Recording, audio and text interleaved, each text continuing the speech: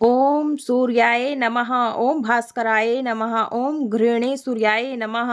भक्तों, आप सभी का स्वागत है आपके अपने चैनल पर संदीप भक्ति ज्ञान गंगा में। भक्तों, आज हम पौष रविवार के व्रत और पूजा विधि जानेंगे। तो जैसा कि आप सभी जानते हैं कि सूर्य देव सभी 9 ग्रहों के स्वामी हैं, और यदि हम सूर्य देव की उपासना करते हैं तो सूर्य देव के साथ साथ अन्य सभी ग्रहों की कृपा प्राप्त होती है और हमारे जीवन के उन सभी का अनुकूल प्रभाव रहता है। और पौष मास के जो रविवार होते हैं वह सूर्य देव की उपासना के लिए बहुत ही महत्वपूर्ण होते हैं।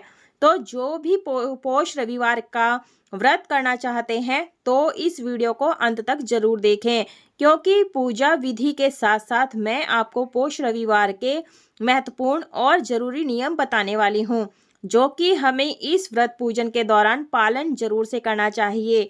तो देखिए, पौष के महीने में पड़ने वाले रविवारों को यह व्रत धारण किए जाते हैं, और हो सके तो यह पूजन जो है आप सूर्य के प्रकाश में करें, या फिर सूर्य देव की जहाँ पर भी आपको थोड़ी बहुत रोशनी आती हो वहाँ पर इस व्रत पूजन को कर सकते हैं, या फिर आप चाहें तो अपने घर के मंदिर के सामने भी इस पूजन को कर सकते हैं।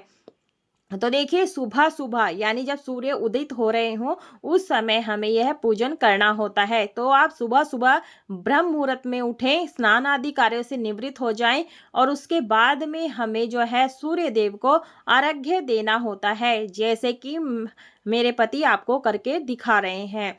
तो देखिए, हमें यहाँ पर जो है 7 परिक्रमा लगानी होती है। तो मैं आगे आपको वीडियो में बताऊंगी कि हमें यह व्रत पूजन कैसे करना होता है। और जैसे ही आप व्रत पूजन करें तो आप लाल रंग के वस्त्र धारण करें। यदि लाल वस्त्र नहीं है तो आप लाल रंग की चूड़ियां पहन लें, और जो पुरुष इस पूजन को कर रहे हैं तो अपने हाथ में कलावा लाल रंग के का बांध लें। और ये जो पूजन है आप ये पूर्व दिशा की ओर मुख करके करें। उस जगह को अच्छे से साफ सुथरा कर ले, चौकी पर लाल वस्त्र बिछाएं, क्योंकि देखिए, भगवान सूर्य भगवान की पूजा में जो है लाल रंग का अत्यधिक महत्व होता है। और गेहूं का हम यहाँ पर आसन देंगे, क्योंकि गेहूं जो है जो लाल माने जाते हैं और सूर्य देव को समर्पित किए जाते हैं। तो देखिए, इस प्रकार से हम भगवान जो है, जो 7 घोड़े हैं, रथ है, इसके साथ में हम भगवान की प्रतिमा या सूर्य देव की फोटो को विराजमान करेंगे। और देखिए, सबसे पहले गणेश जी का पूजन किया जाता है, तो सबसे पहले आप गणपति जी को भी विराजमान करें। आप चाहे तो सुपारी में, हल्दी में कलावा लपेट करके भी इस पूजन को कर सकते हैं, गणेश जी को स्थापित कर सकते हैं। धूप दीप की हमने स्थापना कर ली है। तांबे का हमने लोटा लिया है। तांबे का जो कारक है सूर्य देव से संबंधित है, तो तांबे के लोटे से ही हमें सूर्य देव को अर्घ्य देना होता है। आप यहाँ पर चाहें तो कलश की भी स्थापना कर सकते हैं, दीप कलश की स्थापना कर सकते हैं। दीप कलश की स्थापना कैसे की जाती है इसका भी ऑलरेडी वीडियो हमारे चैनल पर है, आप वहां जाकर के देख सकते हैं, लिंक आपको डिस्क्रिप्शन में मिल जाएगा। तो हम ये अर्घ्य देने के लिए लोटा तैयार कर रहे हैं। तो गंगा जल मिलाया है, गेहूं के कुछ दाने डाल दिए हैं, अक्षत डाल दिया है इसमें, और ये लाल रंग की रोली हम इसके अंदर जो है लाल चंदन होता है वो हमें यहाँ चुटकी भर डालना होता है। इसके बाद में हमें यहाँ पर लाल रंग का फूल, अगर गुड़हल का मिल जाता है तो गुड़हल का, नहीं तो आप गुलाब का फूल मिला दीजिए और थोड़ा सा गुड़ डाल दीजिए। इस तरह से अर्घ्य देने के लिए हमारा जल का लोटा तैयार हो गया है। आप चाहें तो इसमें काले तिल या सफ़ेद तिल भी डाल सकते हैं। तो देखिए, हमने यहाँ धूप दीप जो है जला ली है। इसके बाद में हमें यहाँ पर ओम सूर्याय देवाय नमो नमः, ओम सूर्याय नमः मंत्र का जाप करते हुए ध्यान करना है। अक्षत यानी गेहूं या अक्षत लेकर के, पुष्प लेकर के हमें सभी देवी देवताओं का आवाहन करना होता है, ध्यान करना होता है। उसके बाद में हमें जो है अक्षत पुष्प छोड़ देना है, उनसे प्रार्थना करनी होती है कि आप हमारी चौकी पर विराजमान हो जाएं और अपनी पूजा करने का सौभाग्य हमें प्रदान करें और धूप दीप स्वीकार करें, ऐसी प्रार्थना करनी होती है। फिर जल का हम यहाँ पर छींटा लगाएंगे। तो देखिए भक्तों, सूर्य भगवान सभी ग्रहों के स्वामी हैं। यदि हम सूर्य भगवान की उपासना करते हैं तो सभी ग्रह हमारे ठीक रहते हैं, और साथ ही आत्मा का कारक कहा जाता है। सूर्य भगवान को साक्षात देव हैं। सूर्य और चंद्रदेव ऐसे देव हैं जो साक्षात हमारे सामने हैं। तो देखिए, हमने यहाँ पर स्नान कराने के बाद में जनेऊ समर्पित कर दिया है भगवान गणेश जी को, सूर्य भगवान जी को, और इत्र लगा करके वस्त्र रूपी कलावा हम सभी को समर्पित कर देंगे। तो देखिए भक्तों, इस व्रत पूजन को देखें बिना व्रत रखे भी कर सकते हैं। यदि आप व्रत नहीं भी कर पा रहे हैं तो सुबह सुबह इस पूजन को कर सकते हैं। सूर्य उदय के समय आप इस पूजन को करें तो बहुत ही अच्छा होता है। नहीं तो आप 12 बजे से पहले पहले आप इस पूजन को अवश्य रूप से कर ले। तो देखिए हम यहाँ पर गणेश जी को चंदन रोली अक्षत से टीका लगा देंगे। उसके बाद में हम सूर्य भगवान जी को शंख चक्र गदा को और साथ में अश्व जो 7 हैं यानी 7 घोड़ों को हम यहाँ पर चंदन रोली से टीका करेंगे। सूर्य की जो किरणें हैं इस पर भी हम यहाँ पर टीका लगा देंगे। देखिए भक्तों, आप चाहें तो सूर्य भगवान के मंत्रों का आप यहाँ पर बैठ करके जाप कर सकते हैं। आदित्य हृदय स्रोत का भी पाठ कर सकते हैं।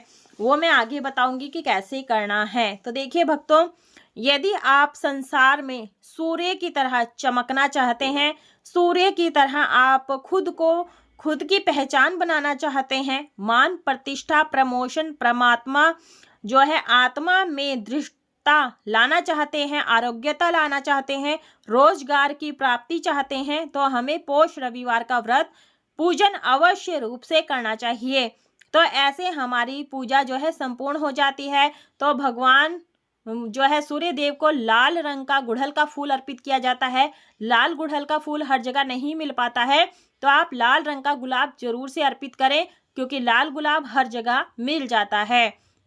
इसके बाद में हम यहाँ पर सभी को धूप दिखा देंगे। तो देखिए भक्तों, सूर्य भगवान की उपासना में सूर्य को अर्घ्य देना सबसे बड़ी पूजा मानी जाती है। तो आप तीनों समय सूर्य देव को अर्घ्य दे सकते हैं। इस प्रकार से आप अर्घ्य दे सकते हैं, सुबह, दोपहर, शाम को। नहीं तो एक समय अर्घ्य आप जरूर से दें। तो यहाँ पर मैं गुड़ का भोग लगा रही हूँ और जो खजूर आती है उसका भोग लगा रही हूँ। आप यहाँ पर कढ़ा प्रसाद जो गेहूं के आटे से बनाया जाता है हलवा, उसका भोग लगा सकते हैं। लाल रंग का कोई फल आप भोग लगा सकते हैं, लेकिन ध्यान रखें इस पूजा में जो है इस व्रत में अनार नहीं खाया जाता है, परंतु आप सूर्य भगवान को अर्पित कर सकते हैं। इसके बाद में हम यहाँ पर जो है अक्षत यानी गेहूं और पुष्प ले लेंगे और यहाँ पर जो है हमें कथा सुननी होती है। पौष रविवार की व्रत कथा कहानी को पढ़ना होता है और आप चाहे तो यहाँ पर बैठ करके जाप कर सकते हैं। भगवान के मंत्रों का, आदित्य हृदय स्रोत का पाठ कर सकते हैं। सूर्य भगवान के जो 12 मंत्र हैं, 12 नाम हैं, उनका भी आप यहाँ पर बैठ करके जाप कर सकते हैं। आप चाहे तो एक छोटा सा हवन भी कर सकते हैं काले तिल, गुड़ और घी से। तो इस तरह से हमारी जो है पूजा संपूर्ण हो जाती है। तो देखिए भक्तों, सूर्य भगवान जो हैं सभी ग्रहों के स्वामी कहे गए हैं। सूर्य भगवान की यदि हम उपासना करते हैं तो हमें अन्य ग्रहों की कृपा प्राप्त होती है, अन्य ग्रह भी हमारे सभी ठीक रहते हैं। तो सूर्य भगवान जो हैं वह हमारी आत्मा के कारक कहे जाते हैं और हमारी आत्मा में आत्मविश्वास पाने के लिए हमें सूर्य भगवान की उपासना करनी चाहिए। आप चाहे तो इस प्रकार से प्रत्येक रविवार की पूजन कर सकते हैं। तो देखिए हमने यहाँ पर सूर्य भगवान की आरती उतार ली है। ओम सूर्याय देवाय नमः, ओम सूर्याय नमः। और आरती को हम यहाँ पर ठंडा कर देंगे। आप चाहें तो कपूर से भी आरती कर सकते हैं। थोड़ा सा जल लेकर के सभी चीज़ों का हम मिनस देंगे। मिनसने से ये होता है जो भी हमारा भोग प्रसाद होता है भगवान सहज स्वीकार कर लेते हैं। क्षमा प्रार्थना जरूर से मांग ले। तो देखिए या पौष रविवार विशेष माने जाते हैं। पौष रविवार में तो हमें ऐसा पूजन जरूर से करना चाहिए। एक प्रश्न आता है कि हमें सूर्य भगवान की यदि हमें दिखाई ना दे रहे हैं तब हम उन्हें अर्घ्य कैसे दें।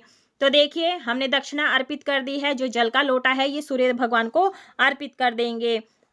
तो देखिए भक्तों, जब सुबह होती है, रोशनी होती है, इसका अर्थ होता है कि सूर्य भगवान उदित हो गए हैं, बस वो हमें दिखाई नहीं दे रहे हैं।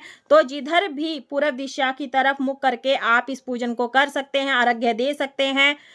सूर्य भगवान सदैव विद्यमान रहते हैं। अब जान लेते हैं कि व्रत हमें कैसे करना है। जो भी व्रत करना चाहते हैं उन्हें कैसे करना है, उसके नियम क्या होते हैं। तो देखिए इस व्रत में नमक पूर्णतः वर्जित होता है। इन्हें अलूने व्रत कहा जाता है, अलूने रविवार के व्रत कहा जाता है।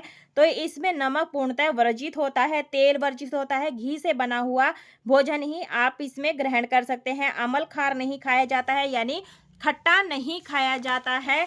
आप इसमें जो है इस व्रत में अनार का सेवन नहीं किया जाता है। कहीं कहीं पर इस व्रत में अदरक नहीं खाया जाता है। आप गेहूं की दलिया, गुड़ का पराठा, गुड़ की खीर, कढ़ा प्रसाद, गेहूं के आटे का गुड़ हलवा बना करके आप खा सकते हैं।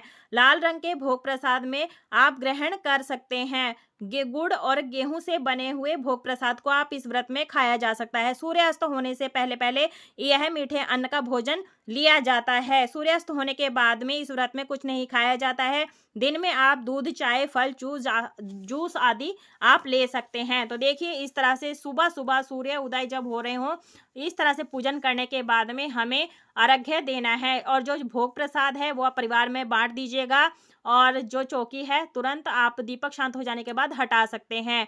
तो इस तरह से हमें पोष रविवार में पूरे रविवार के दिन इस तरह से पूजन करना है। हमारा इस तरह से व्रत पूजन संपूर्ण हो जाता है। आप कम से कम 7 परिक्रमा जरूर से लगाइएगा। आई होप आपको यह वीडियो पसंद आई होगी। पूजा विधि की वीडियो पसंद आई तो वीडियो को लाइक, शेयर, सब्सक्राइब जरूर से कीजिएगा। कमेंट बॉक्स में जय सूर्यदेव भगवान के अवश्य लिखिएगा। ओम सूर्य देवाय नमः। राधे राधे।